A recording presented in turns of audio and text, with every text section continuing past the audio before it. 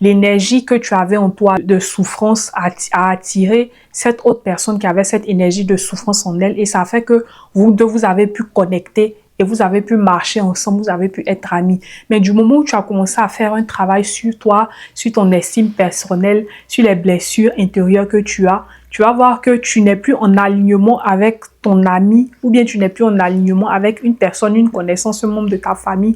Quand vous communiquez, tu vois qu'il y a un déphasage ou bien la personne peut-être a eu à travailler sur elle-même et puis peut-être toi, tu n'es pas en train de travailler sur toi. Bon, quand je dis toi, je ne parle pas de toi, je parle de ta voisine en fait.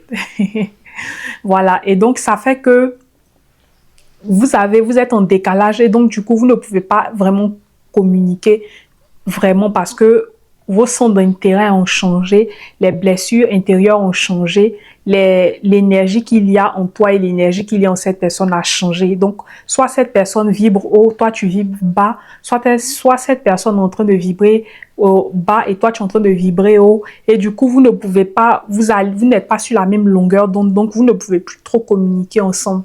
Et c'est ce qui fait que, généralement, c'est très compliqué de s'attacher aux gens, aux personnes, parce que tout change en fait. On évolue, tout change. Et même parfois, on peut avoir des situations qui arrivent par hasard, comme la perte d'une personne. Certaines personnes nous quittent, certaines personnes nous abandonnent, d'autres évoluent, d'autres voyagent, ils vont dans des villes différentes. Et ça fait que les personnes avec qui tu étais en contact, vous vous perdez de vue. Donc, ça ne sert à rien de s'attacher aux gens, ça ne sert à rien de s'attacher au matériel qui peut disparaître, ça ne sert à rien de s'attacher aux circonstances, des choses qui t'ont fait dans le passé. Tu vas t'asseoir, tu vas ressasser, tu vas pleurer, ça ne change rien. 5 choses que la vie m'a apprises. Numéro 5, personne ne viendra te sauver. C'est triste à dire, mais la vie dans laquelle nous vivons, personne ne viendra nous sauver.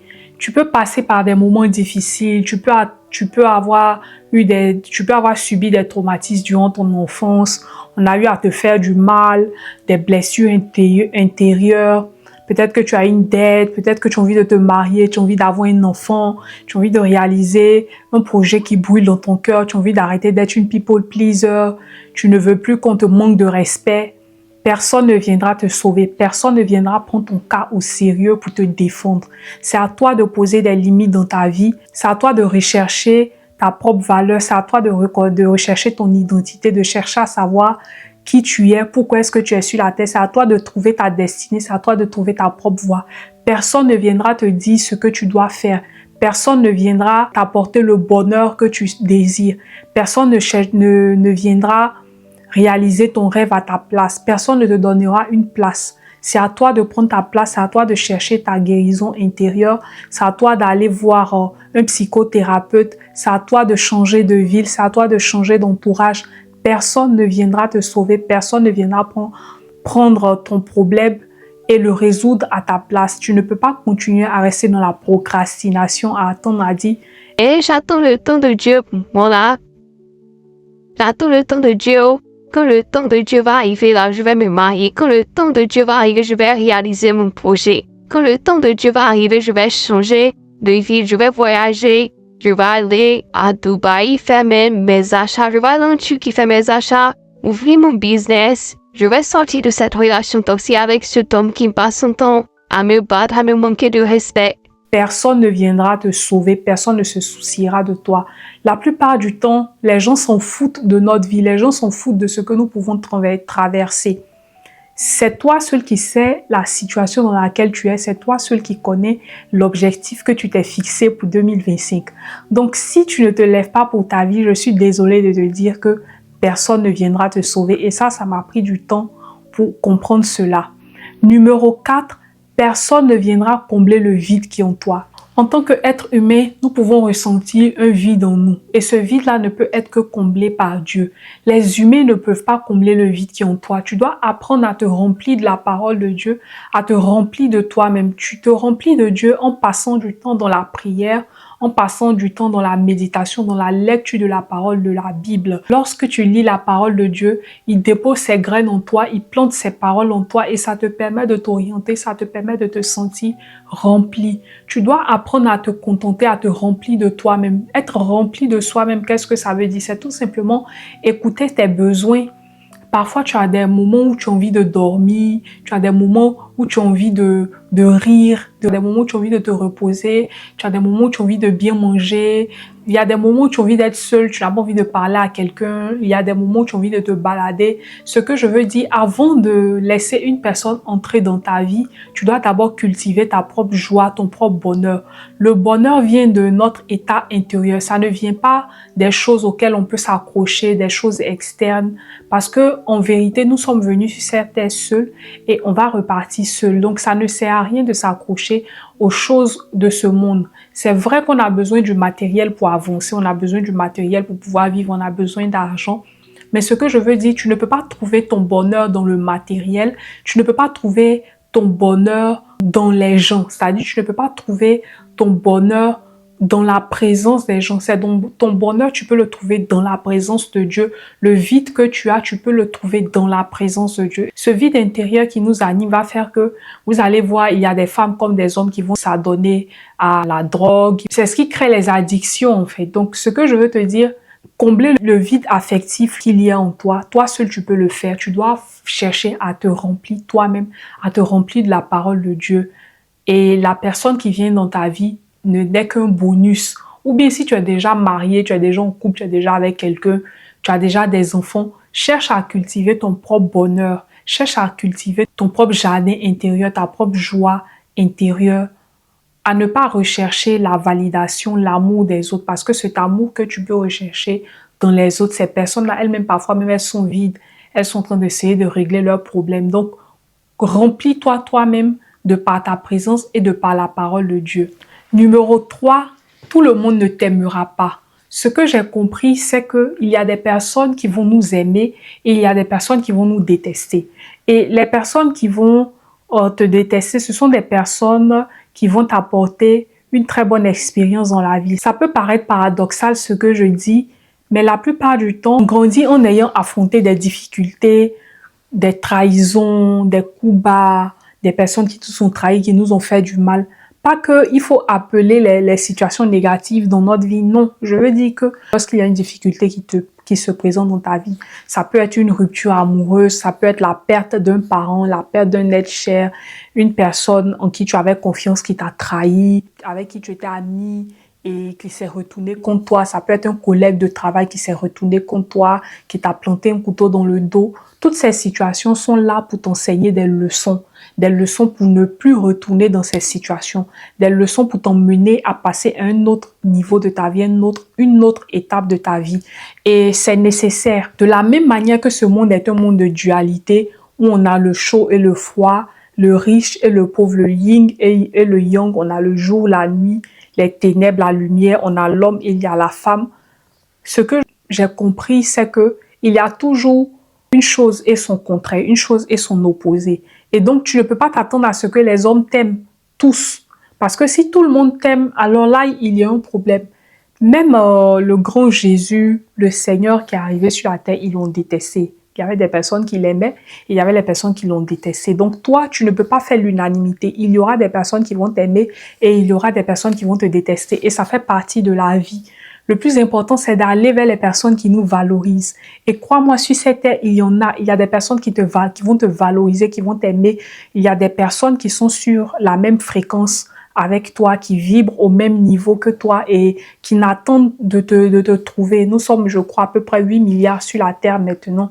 Donc, tu ne peux pas rester coincé avec un groupe de personnes qui passent son temps à te manquer de respect, à te dévaloriser, à te manipuler, à attendre que de l'argent de toi, des ressources qui ne t'apportent rien, mais qui ne passent leur temps juste à t'épuiser en fait.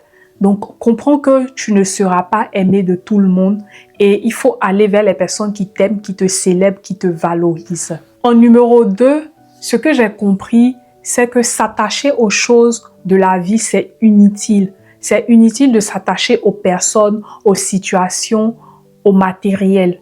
Parce que la vie en elle-même est de nature éphémère.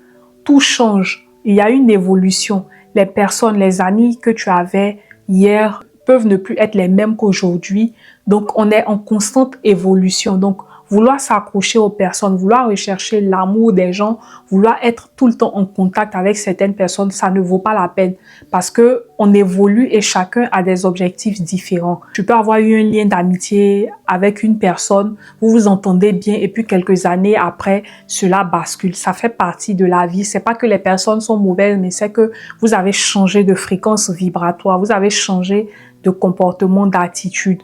Par moment, tu pouvais être en contact avec des personnes et c'était au moment où tu avais des traumatismes qui étaient très accentués, au moment où tu avais des blessures intérieures et l'énergie que tu avais en toi de souffrance a attiré cette autre personne qui avait cette énergie de souffrance en elle et ça fait que vous deux, vous avez pu connecter et vous avez pu marcher ensemble, vous avez pu être amis. Mais du moment où tu as commencé à faire un travail sur toi, sur ton estime personnelle, sur les blessures intérieures que tu vas voir que tu n'es plus en alignement avec ton ami ou bien tu n'es plus en alignement avec une personne, une connaissance, un membre de ta famille.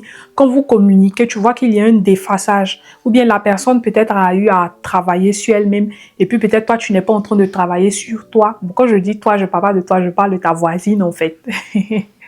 Voilà, et donc ça fait que vous êtes en décalage et donc du coup, vous ne pouvez pas vraiment communiquer vraiment parce que vos centres d'intérêt ont changé, les blessures intérieures ont changé, l'énergie qu'il y a en toi et l'énergie qu'il y a en cette personne a changé. Donc, soit cette personne vibre haut, toi tu vibres bas, soit cette personne est en train de vibrer bas et toi tu es en train de vibrer haut. Et du coup, vous ne pouvez pas, vous n'êtes pas sur la même longueur d'onde, donc vous ne pouvez plus trop communiquer ensemble.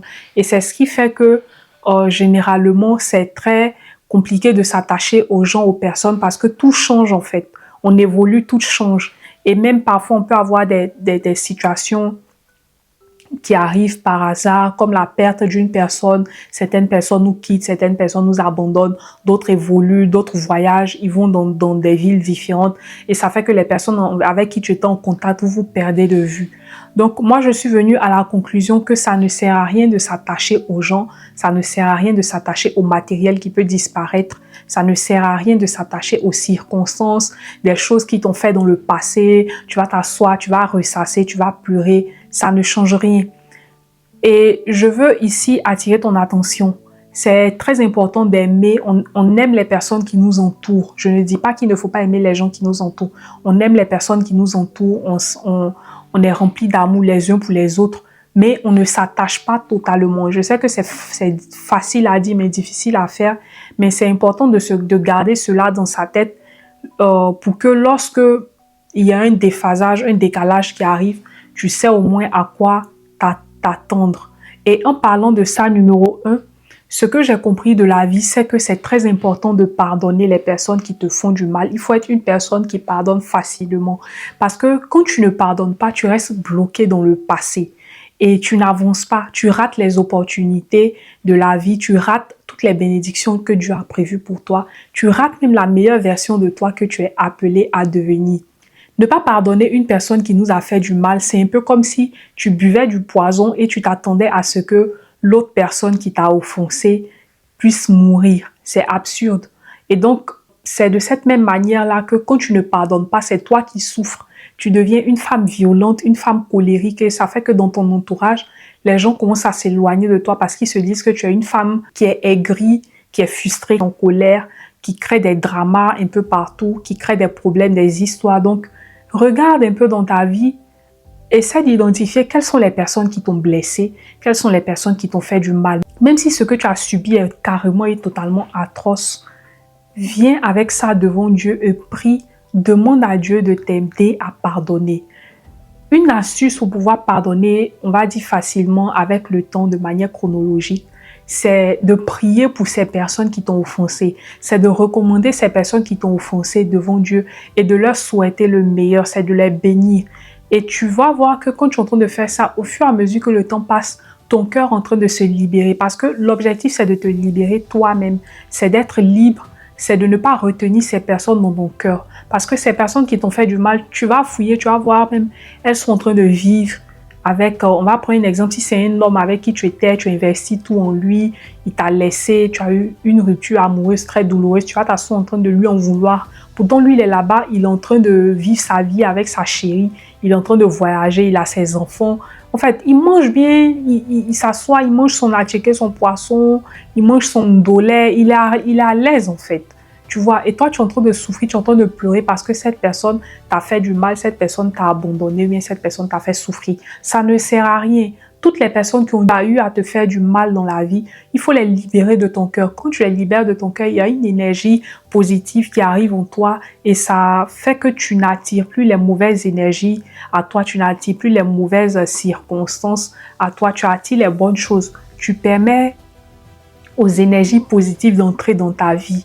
Donc, je veux t'encourager vraiment à pardonner, à libérer ton cœur afin de devenir la meilleure version de toi. Voilà, ce sont les 5 choses du moins ce que la vie m'a apprises. Donc, mets-moi dans les commentaires un peu, j'aimerais bien savoir qu'est-ce que toi la vie t'a appris. Qu'est-ce que toi la vie t'a appris en fait. Je sais même plus si on dit la vie t'a apprise ou bien la vie t'a appris. Donc, c'est un peu compliqué pour moi. Il faut savoir que je suis à cheval sur 4 langues. Voilà, je suis à cheval sur 4 langues, l'espagnol, le russe, le français, l'anglais. Donc, c'est un peu compliqué pour moi, le langage français. Il faut trouver les mots, tout ça. Donc, essayez d'être un peu indulgente et de me comprendre. J'ai été très contente de faire cette vidéo, ma beauté. N'hésite pas à partager cette vidéo, à liker, à commenter et aussi à t'abonner. Je te souhaite une très bonne soirée et je te dis à la prochaine pour une nouvelle vidéo. Bye!